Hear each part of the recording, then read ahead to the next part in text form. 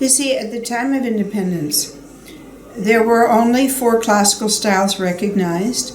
and that's simply because of geographic and political reasons.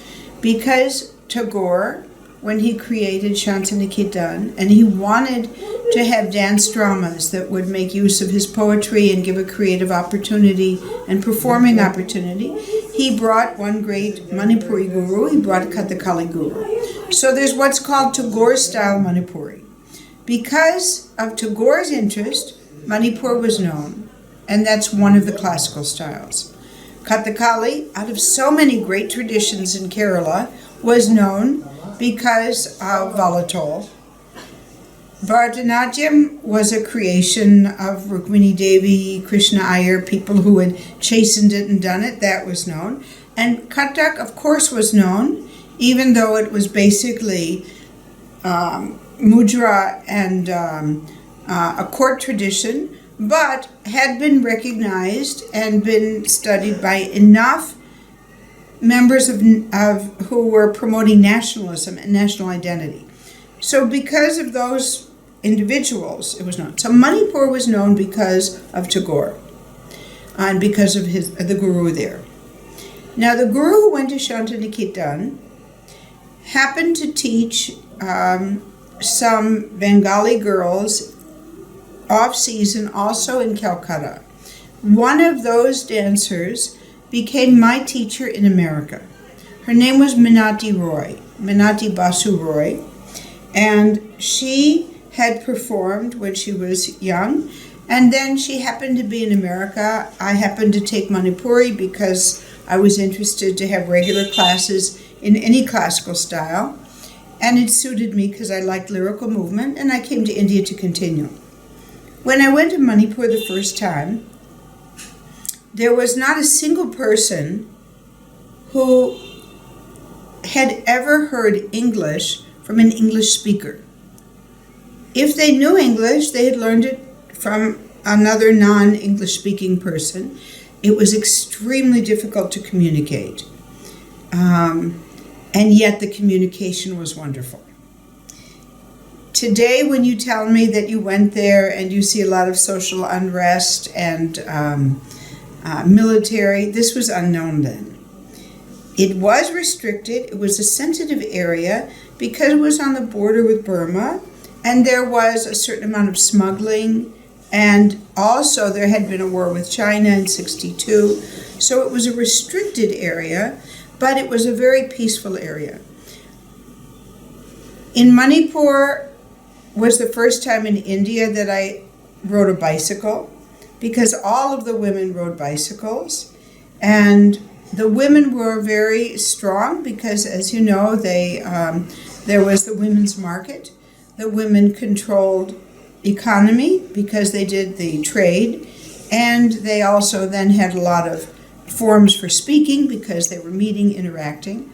Every home had a loom on the porch, and everybody wove their own clothes.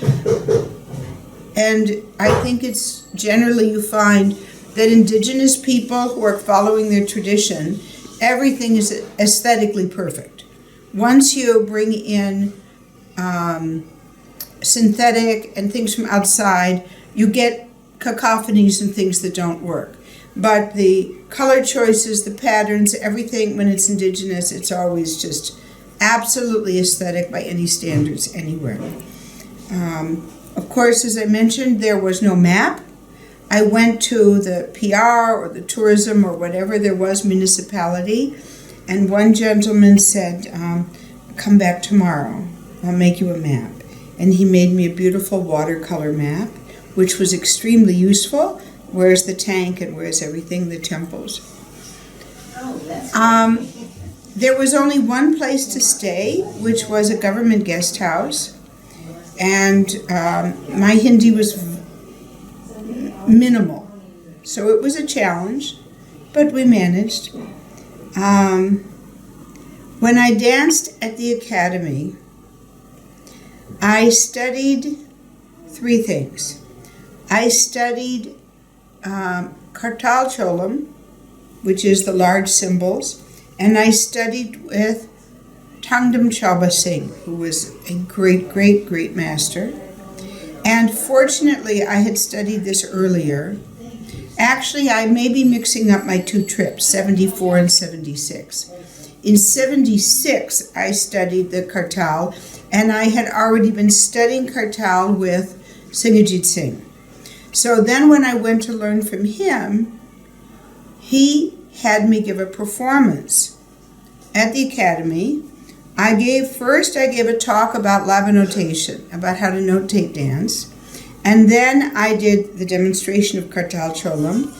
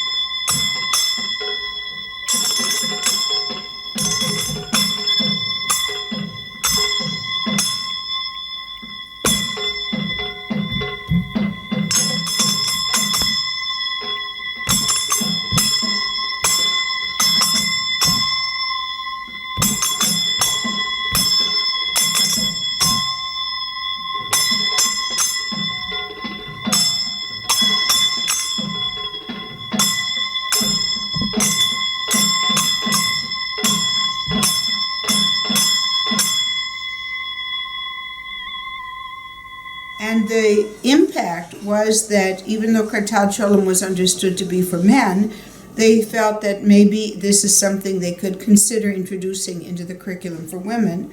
And now there are some very successful Kartal Cholam groups who are performing. The first year, I also studied at the academy a little bit of Ras technique. I think I learned one item, maybe something like Krishna Tandav or another parang. And then I also focused mostly, because that was the time of year, on the Laiharoba. So Ranjani Maibai, this just amazingly wonderful woman, she taught me with Kumar Maibi as her assistant, who later retired. They taught me the basic Maibi dance that you see whenever you see a performance of items, which is invoking from earth. You start with the hands over the womb and you have all of these movements. But I also learned several other of the dances. I took extensive notes, and a very young scholar who you might have met, Achobi Sana. Did you meet him? Achobi Sana was a young scholar, one of these people who have such a passion, like you, but a burning passion to learn and to know and to document and to share.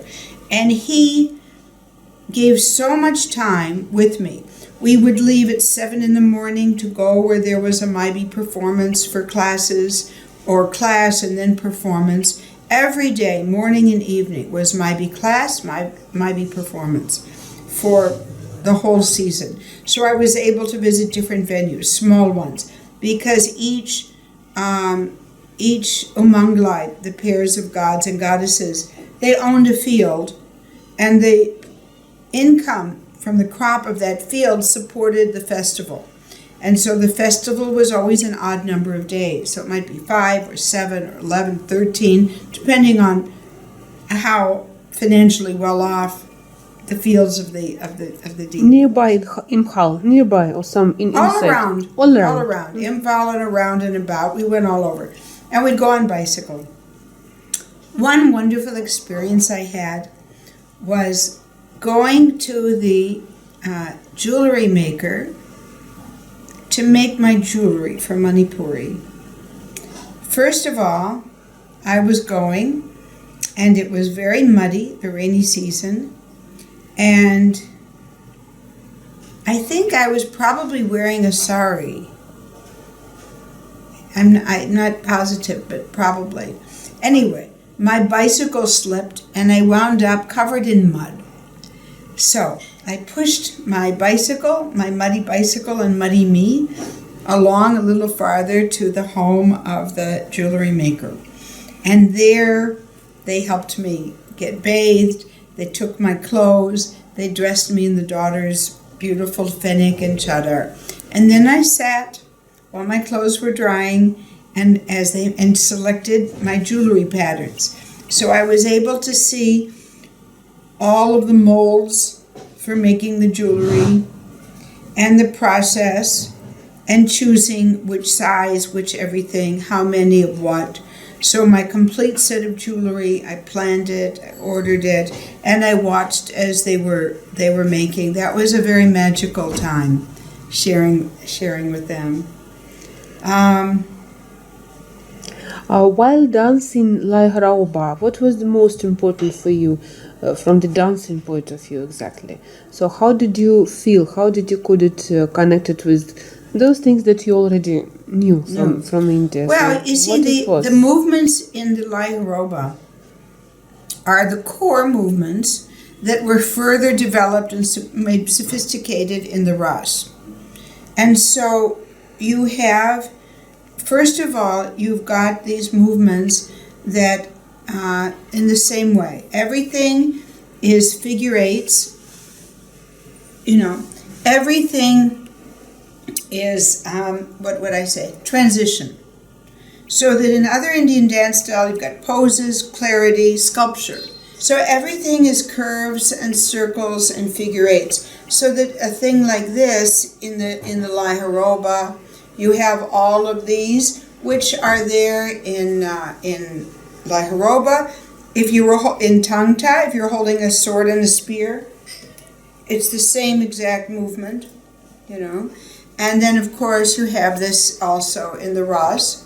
And so in Ras, you have a slightly more sophisticated basic movement, but there you actually have this. So this is your basic movement in the La Haroba, and the basic movement in Ras would be this one, And of course, since the Ras was seen in a vision by King Bhagyachandra, so then he had dance gurus then be supported to develop the art. So the lyricism, the elastic movement, the syncopation that's there, where the beat may be not just with a step, but with the bend, which you don't have in the, other styles that are like that. And basically, you have the kind of movement that's there in Burmese dance, in Cambodian, in Thai, but it gets more sophisticated. I would say that perhaps, Manipuri Ras is much more sophisticated. Maybe the La Haroba movements are more comparable to the movements you have, say, in Thai. Obviously in Thai you've got, your exaggerated hands. But in terms of the vocabulary and the range, I would say there's a certain, not entirely, but there's a certain similarity. Correspondence. Of course, there's a correspondence. Now, in the La Haroba, you've got a fair variety. You see, there's two La Harobas. There's the La Haroba that's done by non-Maibis. And that is a very sophisticated traditional folk dance. So whenever in India or abroad there are folk dance competitions, when La Haroba goes, it generally gets the prize. Because it's more sophisticated than most folk dances. But it's a folk dance. It actually is a little bit similar to Bali. It's a place where everyone dances. And so when you watch a La Haroba performance, it's not a performance. When you go to a La Haroba field, so this is what I saw, that when the people are dancing, you'll have a line of women, and you'll have the old grandmas, and they'll be going and doing like this, And then at the end of the line, you'll have the 4 or 5-year-olds, and they'll be doing like this. And they'll be also doing, and they're all dressed up. And so you've got everybody, through it. So everybody dances. They are aware of the meaning. They apply already some kind Yes. of meaning to all these gestures. So Well, that is- it's the gestures are not meaning like with mudras. It's not like Vinayog. It's not like Bharatanatyam, Kuchipudi, Odissi. The meaning is more abstract and more it's metaphysical. And one thing that's very interesting is that in Manipur, everybody, unless they're like a communist, okay, but a regular person would be, equally committed to the Laiharoba pre-Hindu tradition as they are devout Hindus. They operate with seamlessly in the way that like the Newar kings of Nepal practiced both Buddhism and Hinduism. They had their own synthesis. So in Manipur, one of the things that's very interesting is that the dance that you see outside of Manipur is very nice, and you do see things, and it's good, but it's actually not important for Manipuris, because Manipur, unlike other parts of India, mostly, it's still a living tradition. And that means that if you play Kartal Cholam or Pung Cholam, you're working virtually every day of the year because your dance is required for weddings, for funerals, for teeth ceremonies, for all of the rites of passage times, and not to mention religious festivals. So you're busy performing actually for the things that the dance was created for. You don't need to just take it like a museum piece and develop it and go out and do it on a stage somewhere.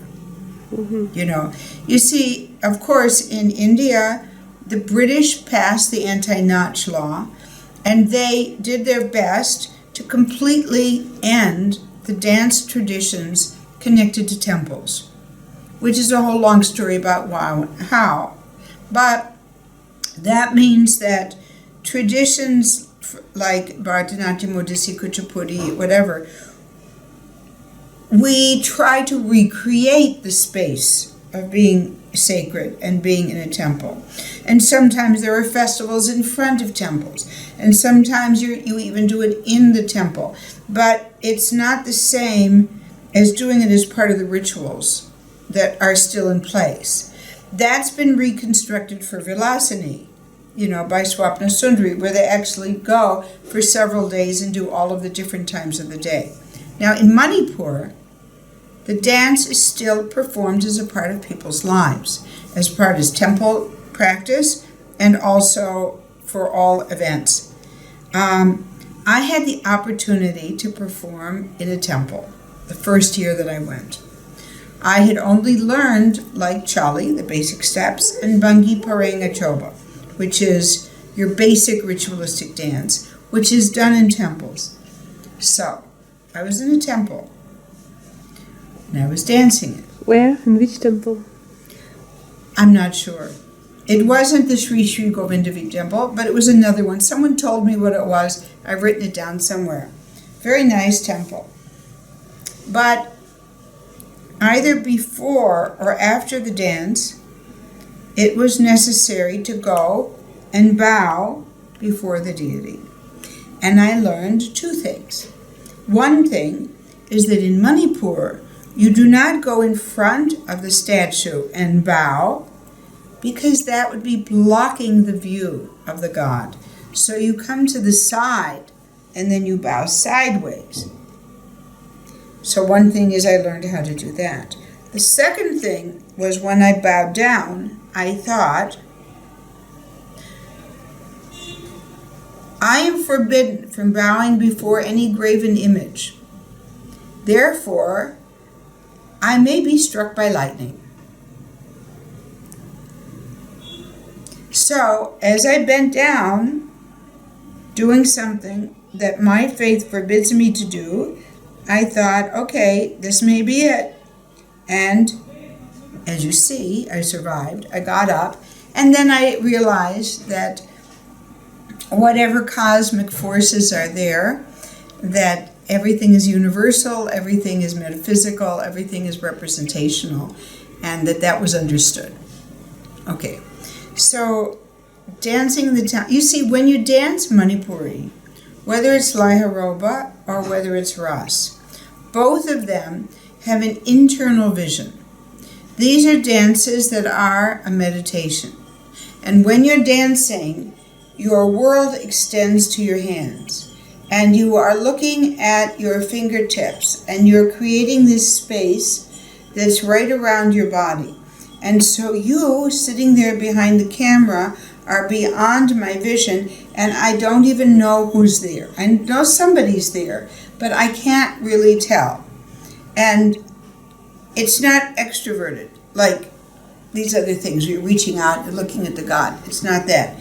It's meditative, and you're here. And if you don't look at your hands, actually, if you look out, you can get very dizzy. Because with the turning, whether it's Laiharoba or whether it's Ras, whenever I haven't practiced in a long time, and then I do, and I'm not centered properly, then I'll get a little bit dizzy when I practice because of all the turns. But then when I'm doing it correctly with the internal vision hand, then it's absolutely fine. You can do any amount of turning and turning and turning. So that means there is no Abhinaya in Manipuri, because Abhinaya is something that carried in front. That's not so. The whole conception of Abhinaya is something that is extra. No, I don't agree. No? No. How? Well, because the Abhinaya is definitely there, but the Abhinaya in Manipuri is Abhinaya that is expressed through the whole body. Whereas in some dance forms, the Abhinaya is from the waist up. So you have feet doing all kinds of stuff, and then on top of it, you've got hands, and you've got face, head, Okay, but in Manipuri, like in Western ballet or modern dance, sometimes, the entire body is creating the expression. Message. The message. Mm-hmm. Now, the message primarily is bhakti. It is so deeply dripping with devotion, bhakti, because the form of Vaishnavism or worship of Krishna that came with the Bengal missionaries, very much like ISKCON.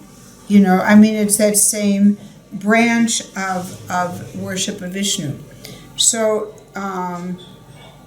that form, in fact, when I went to America, I taught Manipuri to ISKCON, Hare Krishna, and they would come and pay me in quarters, because in those days they were still collecting money on the street, and then they would pay for classes with quarters. And Manipuri was the only form of dance that their guru, that Bengali, railway guy who then spread it around, the only dance he didn't object to, because it's not sensual.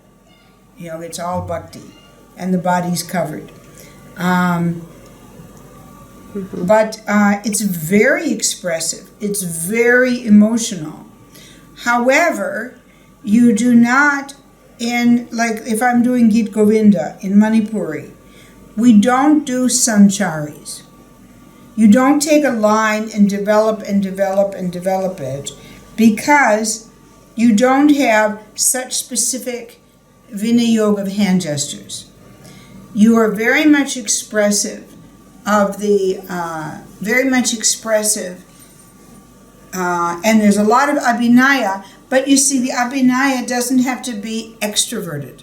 So for instance, if I'm saying that, Krishna is there, and I'm looking at the beautiful springtime and I'm dancing, so all of that is communicating and the words are there.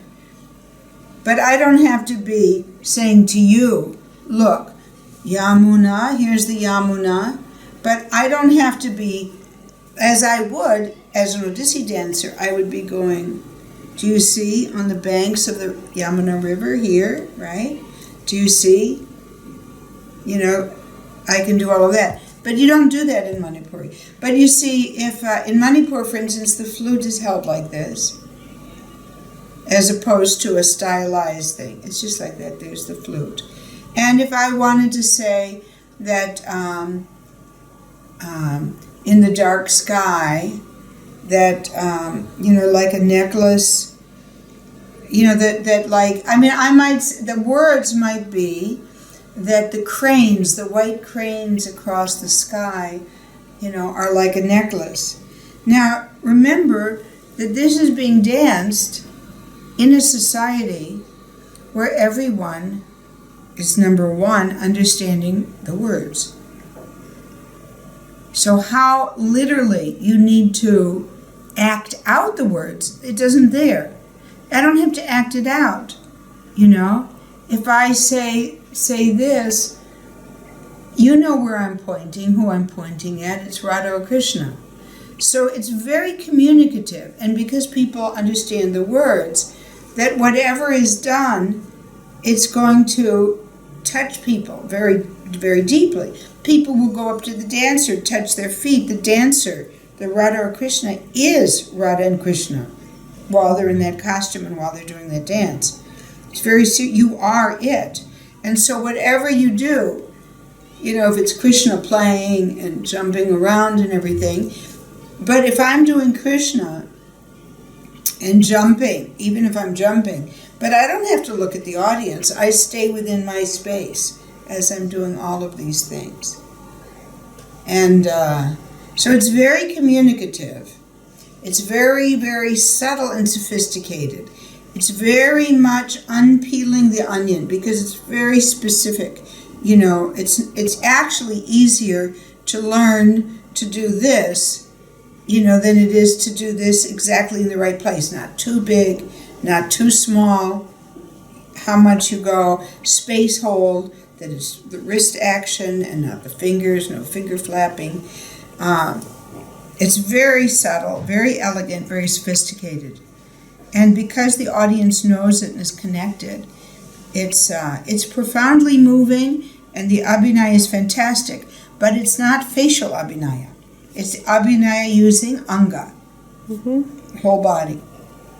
What was the most difficult for you physically in this technique, in grasping of the technique, understanding? So what was the most, maybe strangely enough, but still?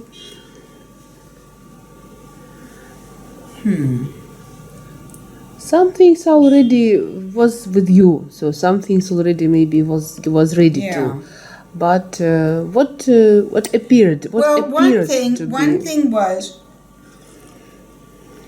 that the Manipuri that I had learned before I came to India was from the same guru who had taught at Shantiniketan, but it was a little bit more Tagore style, which means it was broader. So my guru, Singhajit Singh, he'd said that it was the best Tagore style that he'd seen, but the difference would be that I had learned to go like this. Means more joyful, more free, more movement, more bending. Whereas what I learned then with my guru was very, very restrained. And then when I showed it to my first Manipuri guru, she said, "Oh, but you're just doing this. You don't have that wonderful flow and movement because it's very restrained." But when I danced in Manipur a few years ago for their annual festival, I was invited. I came to do Odissi. When I was there, they said, "We would like you to do Chow." I said, "I can't switch like that." They said, "Please do Manipuri."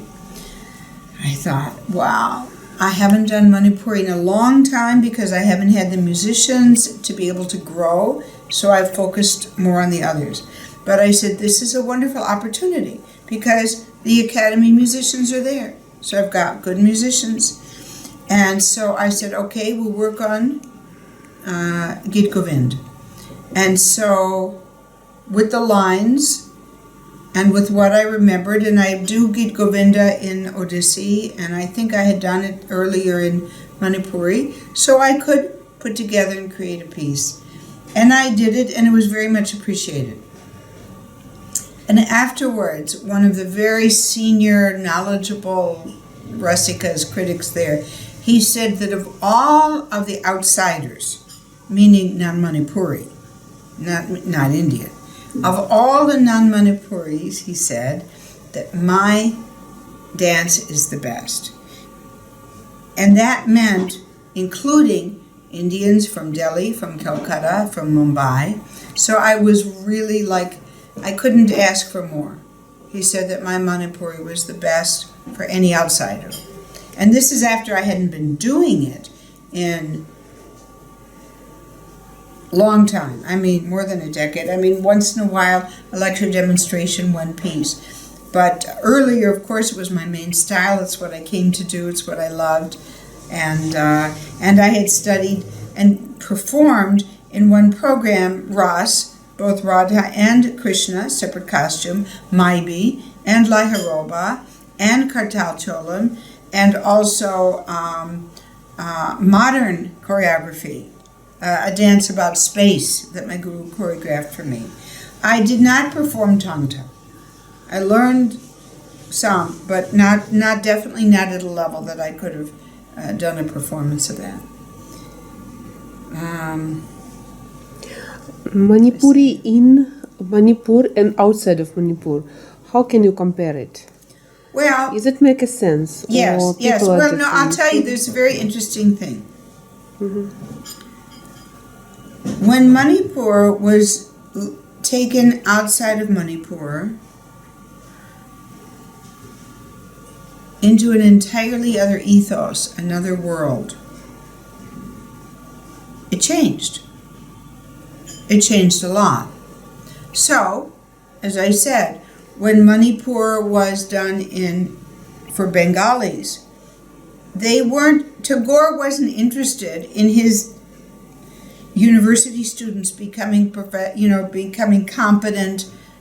Kathakali or Manipuri dancers and spending their life doing that. He wanted them to draw on the richness of these techniques and to be able to use it to make interesting dance dramas. It's sort of like learning ballet and doing musical comedy.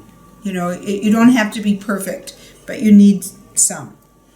Now, a very interesting thing happened in Mumbai, or Bombay at that time. The Javeri sisters, absolutely devoted to the art and their guru, and wanting this art that they loved to be understood and appreciated by the people in their society, which was both Maharashtrians and also to extend a broader national and international audience. In order to make the Manipuri that they learned accessible, they made some choices that are very significant. One choice was they wore ankle bells, which nobody in Manipur does or ever would do. Okay, why? For one thing, ankle bells, in effect, your feet are part of the orchestra, and you are doing your different rhythms on the beat. In Manipur, the dance is done off beat. So one could be with a bend, one and or you jump in the air. Instead of jumping 1, 2, 3, 1, 2, 3, 1, 2, 3, you jump 1, 2, 3, 1, 2, 3, 1, 2, 3. So by having the ankle bells, they made it more accessible for people who were used to saying without the bell, nothing's happening, it's boring, there's no rhythm. So they added bells so people could get that they expected, But they also lost something that's intrinsic. I mean, from a Manipuri perspective, they lost something that's intrinsic. Like, what are you doing? Okay. The other thing they did that was interesting is they translated the movements into mudra. So in Manipur, as I was showing, this is your basic Chali step, your basic walking step. So what they did is they'd explain. This is Alapadma. This is Pataka. This is Hamsasya. So you've got Alapadma, Pataka, Hamsasya. Now that makes sense for an audience that's used to mudras, but it makes no sense to the aesthetics of Manipuri, because Manipuri has no stops. It's never here, and it's never here, and it's never here. It's all transition. It's the transitions between these movements.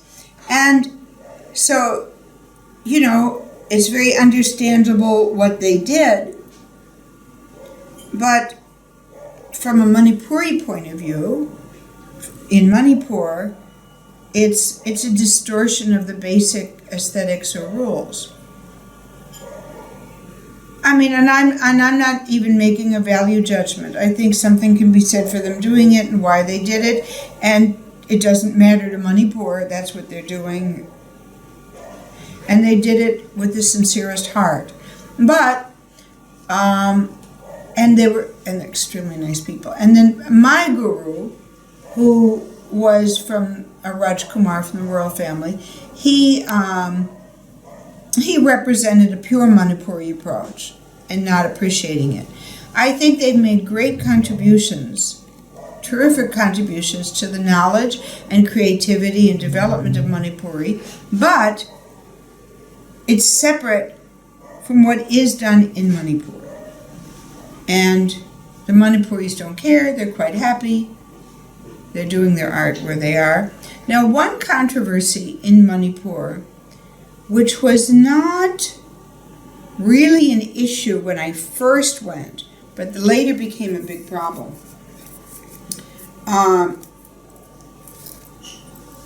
When Bengali Hindus brought the worship of Krishna to Manipur, they insisted that all of the songs had to be sung in Bengali, which they were sung when I learned the dance.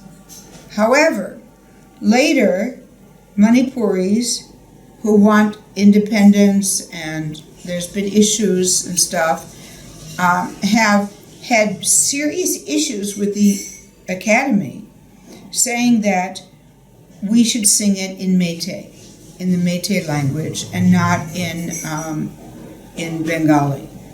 And so I think that most of the Bengali traditional songs have been translated into Meitei, which is, in my opinion, not a bad idea at all.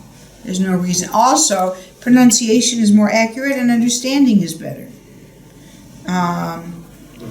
But still there are so many Bengali songs they danced on. Well, you see, the tradition is, it's sort of like what? If you were doing something in Greek or Latin, and this is what the tradition was, and you like the tradition and you like doing it that way, and then people say, the Romans conquered us, why are we doing it in their language? Okay, we're fine, we like it, but let's do it in our own. This is a very interesting subject, and I can see both perspectives, and I think it depends on exactly when and what and where, what is appropriate or should be done. And I wouldn't say that it's wrong to change it in this sense, because it's theirs. I also wouldn't say that it's wrong to do it in the way it was originally done. Depends what. Manipuri maybe nowadays a less popular Indian dance.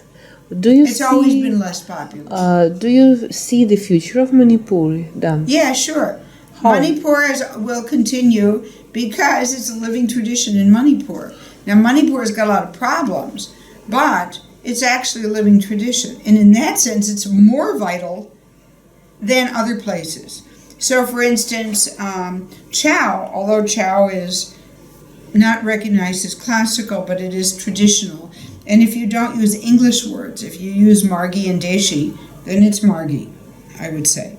But my guru in Chow, Krishna Chandra Nayak, when India became independent and when the rulers who supported these arts lost their privy purse, so they first of all couldn't take taxes, and then the compensation was eliminated, he forbade the dancers to continue dancing because he did not want it to go down. And when the Maharaja was in charge, he was giving the support to the artist. There were gurus who controlled what they did, how they did it, and everything. But clearly, without that control, things are going to slide.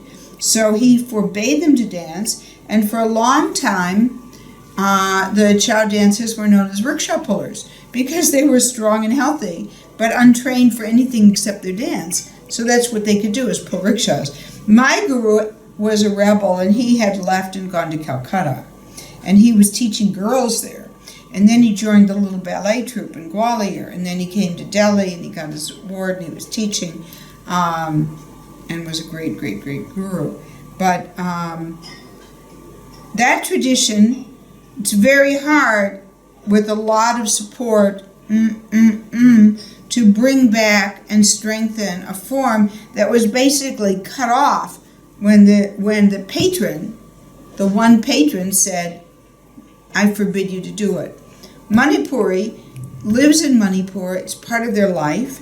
I would say that it's far more threatened by the political and military strain there, which is forcing young people to leave Manipur and study and work outside and not think about things like tradition and art. But as far as what it means for the people, that's still there in Manipur. If Manipur survives, its art will survive. But outside of Manipur, it has never been popular. And what they say about being more popular, popular in the sense that Javaris were dancing and it was popular. Singhajit Singh, my guru here in Delhi, he's like the father of modern ballet, which they also do in Manipur now. But he would take the traditional technique, and then he would take stories, Manipuri stories, whatever, and he would make beautiful dance dramas with groups and duets. And he did that, and he was sponsored, and that was well received. But he was the only one in Delhi. There were a few gurus around. Nobody ever wanted to learn it. When I came to India to learn Manipuri, I was the only student. There were no other students. He had a company, which was basically people from Manipur and a couple of dancers. So like when he came to Manipur as a young man, he started teaching one young woman, a young girl from the neighborhood who was from a very sophisticated artistic family. That became his lead dancer and eventually his wife. And there were literally one or two other Indians who learned and later involved in the company. And other than that, there was like Manipuri teachers that nobody knows that are like some school or something. It was never popular. What about the theatre? Do you remember the Manipuri theatre when you came first? So what was your impressions? Did you meet Ratantiyam? When I was studying Manipuri, Ratantiyam was at National School of Drama. Later he came and organized the theatre. Well, I mean, Theatre. he graduated. See, all of the students that had the good fortune to be there when Al-Qazi was the director, they had an incredible education because Al-Qazi, he was criticized for this, but he, who had studied at Royal Academy of Dramatic Art, he gave them a foundation in Western and Indian traditions. So every year he would bring a group. It might be a no company, it might be a Yakshagana company, and that company would work with the students and train them, besides doing their own performance. And they would get a solid understanding of the theatrical techniques and aesthetics of a very different form, each of their 3 years. Plus they would be working in regional theater. Plus they would be doing great Western things, Shakespeare, realistic. So they would be getting magical realism, they'd be getting tradition, they'd be getting the best of the West.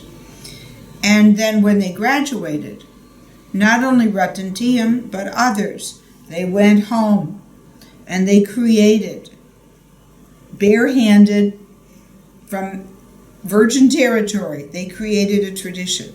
Now the advantage for Rattanatiyam is that he happened to come from a state that had such a rich tradition of arts. As I said, everybody in Manipur is a dancer. Everybody. Every boy, every girl has danced. And so when he created a theater company with his vision of what he wanted to do, he didn't have to train actors who don't know where their body is to try to do physical theater. Imagine, I have a friend who studied with Grotowski, and then he comes back to America, he's working with Richard Schechner. They're doing physical theater. Actors would come from there to learn Chow, but they don't know, actors don't have much physical training. So if you're not studying with a Grotowski, how much physical training do you really have? You're not a dancer. When Rattanatiyam went to Manipur, and he had his creative vision for what he wanted to do, he had bodies that could do whatever he wanted and more. Because you get all of the boys are trained in Cholam.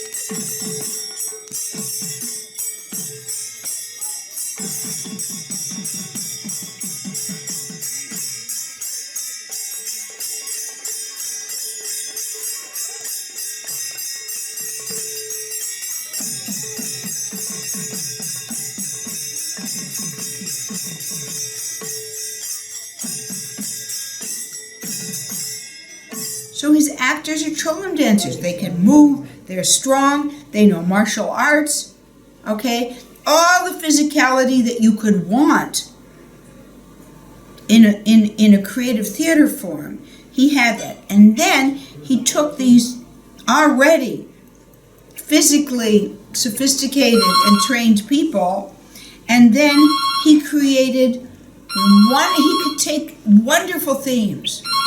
He took themes from the West. He took themes from India, Chakravayu, Antigone, Manipur, and whatever, the Ibsen play that he did, for the Ibsen Festival Centennial, whatever theme he took, and with his vision as a director, he would work with his people.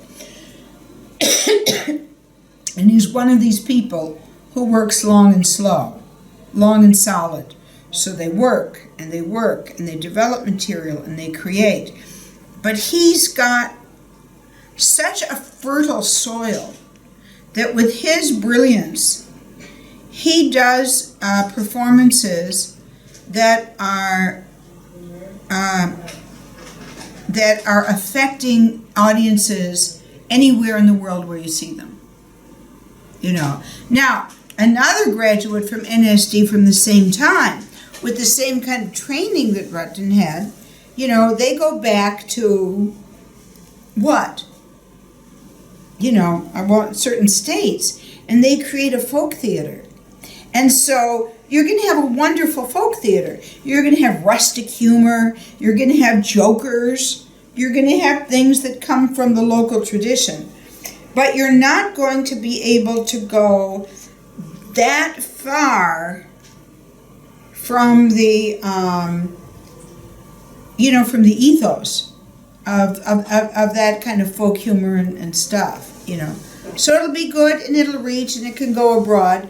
But anyway, Rutten, that's just one of those just great combinations of his wonderful training, his wonderful creativity and drive and brain, and coming from and returning, which he didn't need to do, and he did, and it's been hard, to a society that has such a deeply rich artistic tradition and arts, where everybody that would come to the company would already have tremendous physical knowledge and skills.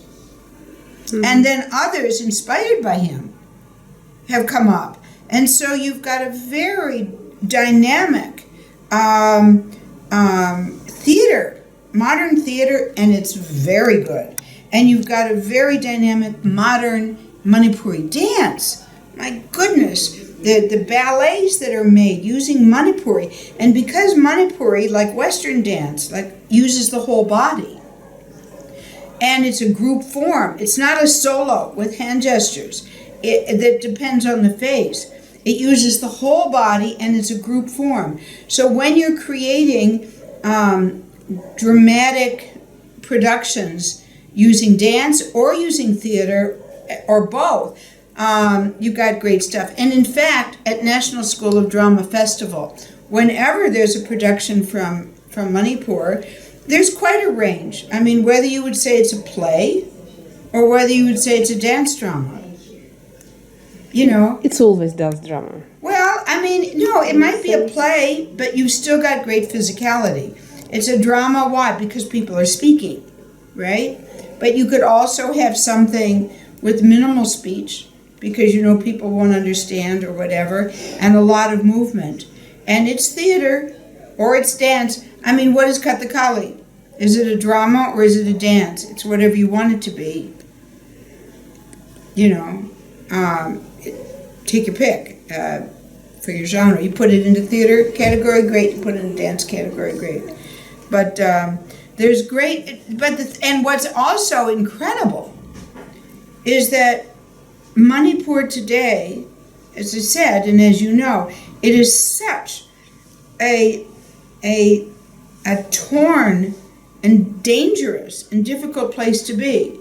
It's like whether or not any young person is at risk every time they go on the street of either getting stopped by the police because they think they're a rebel, or get stopped by rebels and militants saying you're with the police or you're with another group. The life is dangerous. There's a huge drug problem, huge HIV problem from drug usage. With all of the horrible problems that make it so difficult to live, you still have this incredible creativity of people doing classical dance, classical theater, and dance means several forms. There's 5 forms of dance in Manipur. And this is being maintained, plus all of the creative theater and dance. So that's pretty amazing. Are you doing something in Manipuri dance form in your own production? Do you also create, or nowadays mostly you are based on Odissi? You see, what is your vision of your own production? Yeah, you see, when I dance,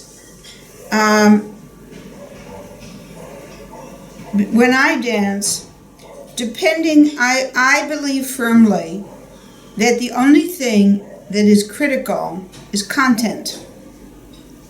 So when people say, oh, are you doing fusion? Are you mixing this and that? I personally feel For one thing, I'm a purist. When it comes to Indian classical dance, I'm a purist because I believe that it's like any language. You can mix languages. If you're talking to someone who knows Russian and English and maybe Hindi, you can mix them. And it's rich. You choose the words that you want. But this is by choice. You also can be fully articulate in one language. What happens with a lot of fusion is when people actually don't speak much of one language and they mush it together with another, and you don't have language closure. So I believe that you should choose what you need. And in this sense, I have 17 years of modern dance experience. If something is appropriate to be done in modern dance, then as a modern dancer, I have full right to draw on whatever is in my body. Manipuri, Odissi, Chow, Martha Graham, Cunningham, Nikolai, Hanya Holm, Doris Humphrey, okay, Russian ballet, Cicchetti ballet. I mean, walking on your hands. As a modern dancer, whatever is a part of you is your vocabulary and you have full right to use. So if I'm doing something modern dance, then what comes out will come out. And there will be a lot of lyrical movement, and I'm not intending to do anything, but what comes will come, and it'll draw on all of this.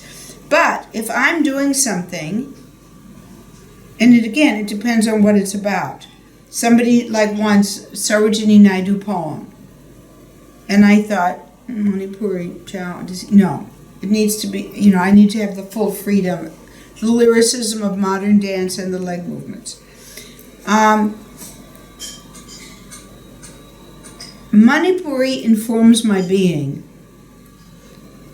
but if I'm doing something in Manipuri, it's in Manipuri. I would not say I'm combining Manipuri with X or Y. In fact, even as an Odissi and Chow dancer since 1975, Manipuri since 69,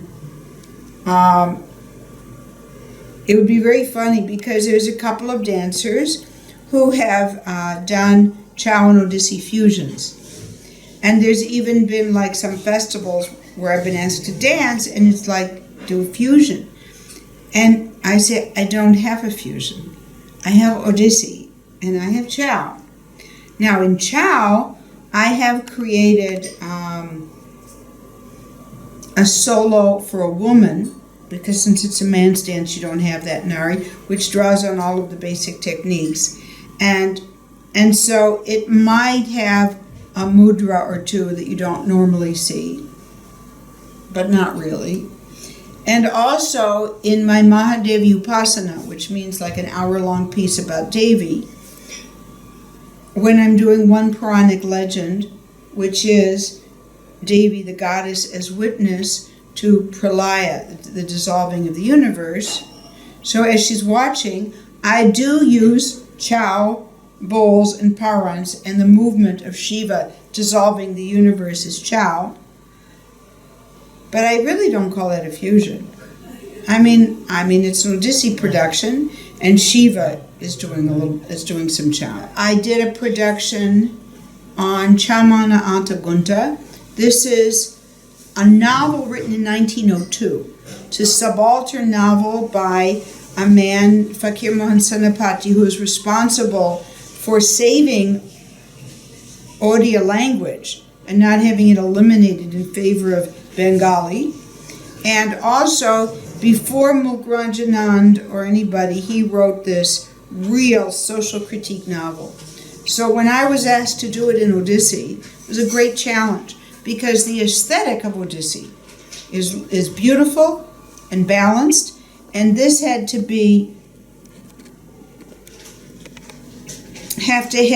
have irony and things that aren't really part of it. So I did this by using text and interpreting it in Odissi and dancing, but there were portions of the dance when the landlord's mistress is intimidating the innocent girl, and that I use chow. I use chow for that.